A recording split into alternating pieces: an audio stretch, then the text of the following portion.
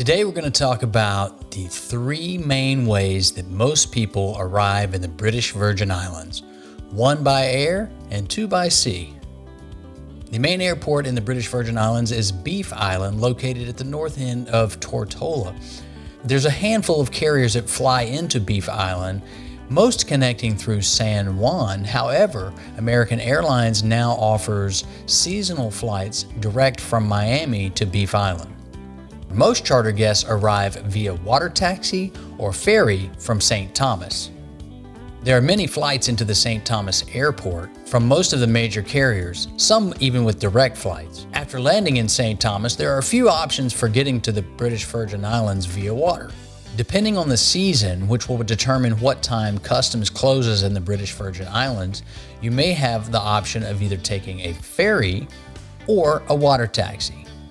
Most of the charter bases are located on Tortola and can be accessed via Roadtown or West End. These are the two most popular areas for ferries to land in the BVI. If you're chartering with the moorings or if your base is in the Nanny Key area, you're going to want to take the ferry from Charlotte Amalie to Roadtown. There are 4 times that this ferry operates daily. However, it is over 3 different carriers. So what I suggest is, based on when your flight arrives in St. Thomas, look at the closest ferry time to that and then try to book that ferry in advance. There's a U.S. Virgin Islands guide website that I like to use called vinow.com that lists all of the ferry operators, the times of their routes, and allows you to buy tickets right from their website. I'll include a link directly to their ferries page in the description below. Tickets can go quick, and while there are times during the year where you can walk up and buy a ticket, I would not bank on that. I would buy your tickets in advance. Another option is, if your flight arrives later in the day, is to spend one night in St. Thomas and then catch the ferry the next morning. The other water option is a private water taxi. While a little more expensive, this does offer the most flexibility for your travel between St. Thomas and the BVI.